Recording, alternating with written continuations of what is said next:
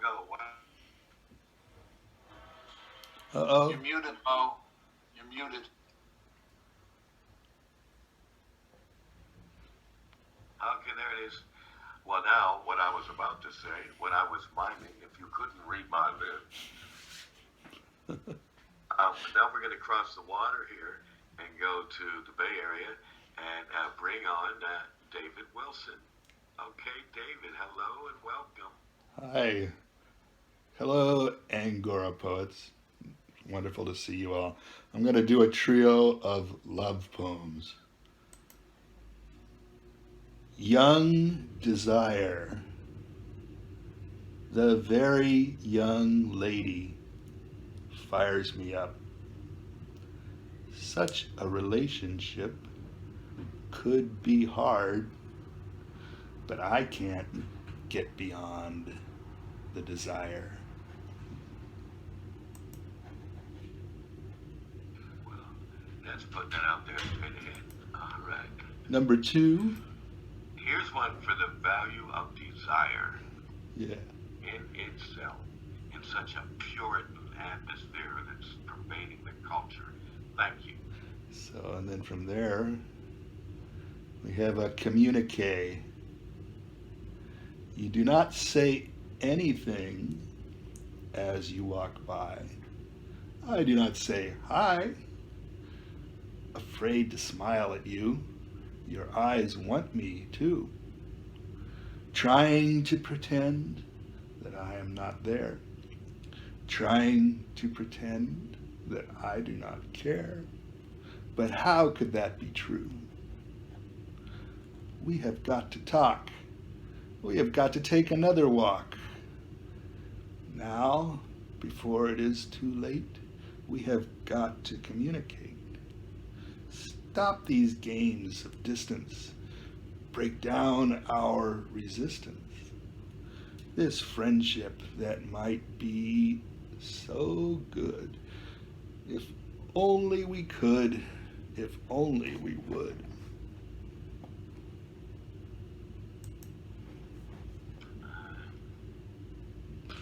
There we go. Stir it up tonight, David. Go ahead. Three's a charm. Yeah, three is a charm. Back to the wall. She has got me with my back to the wall and no place to jump except into her arms.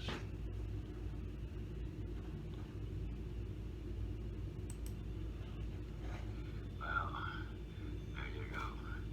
Irony. We never know next what's going to come out of the words of David Wilson. Let's find out. Let's find out, David. Here's a poem. Hide, hide, because if you walk down the street, you will find nothing new, nothing borrowed, nothing blue. You can plan each appearance and disappearance and reappearance. Sound good? Going broke? Ready to try something new? Hide. I love you. Okay, I want you to send me that on Valentine's Day. Yes, just to you, Bo. That's right, exclusively for the movie. All right. Number two, David. Number two. This is called, let me make this text a little larger. This is called Bantam Place. Last night, we attended a gallery opening in North Beach for an 83-year-old poet and postal mail artist named Somebody Byron Something.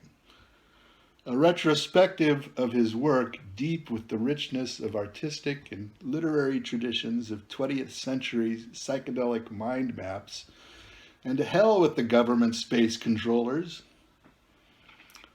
I was well imbibed, having been fortified early in the afternoon by a good hunk of the dwindling sheet of paper from M&M, and then totally blown out by some great homegrown that Tia smoked at a studio at the Art Institute, in one of those poorly ventilated studios. The paint thinner fumes were giving me additional weird rushes. I was high. Lots of interesting visual effects and accelerated thought processes and extreme paranoia, looking out for cars as I crossed Columbus Avenue. Nighthawk was in her usual drug-free state of extra art awareness, and Grinny was bouncing and babbling, wired on after-school Kool-Aid and Cheetos cheese puffs. There were lots of people at the gallery from the SF art and literary worlds. It was a high and wild scene that spilled out of the little basement gallery into Banham Place between Union and Green. People were drinking and laughing and lounging about in the alley.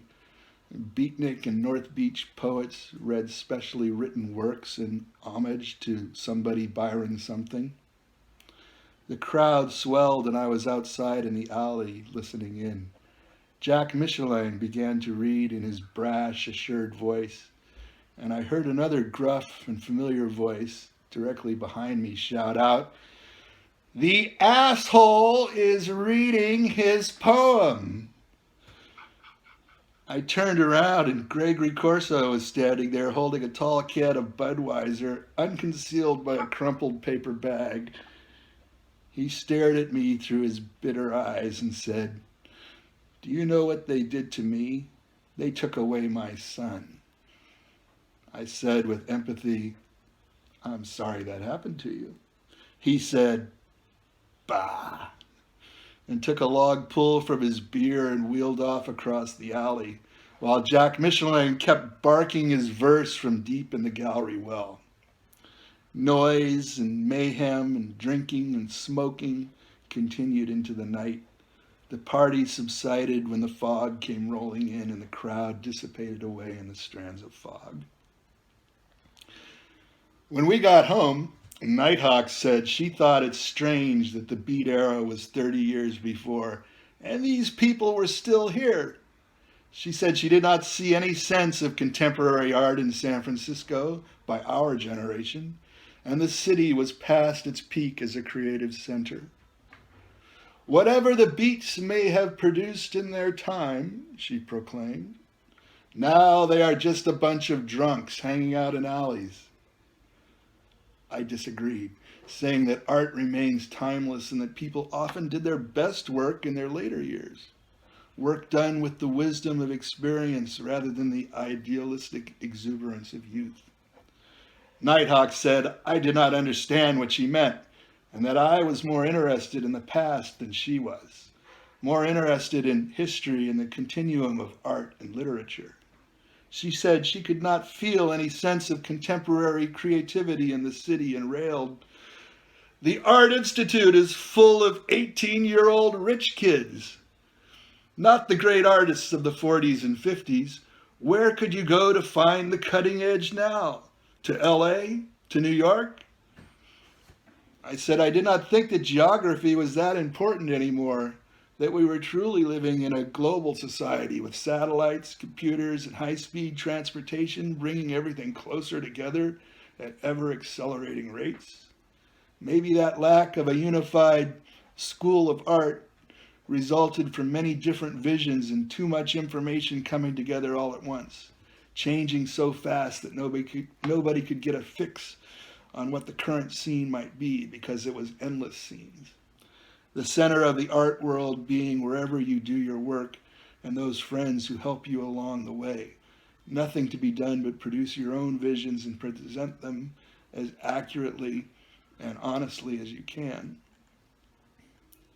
Footnote: I just read the above to Nighthawk. She got pissed off and said that I totally misrepresented what she had said about just about everything, and that her passing observations were so obvious that they did not need to be written down. She said that I do not understand what she means at all, that I am interpreting her ideas through my own quirky filters, and that basically I am full of shit. Boy, last time I show her my fuzzy-headed subjective musings, at least my writing elicited an emotional response.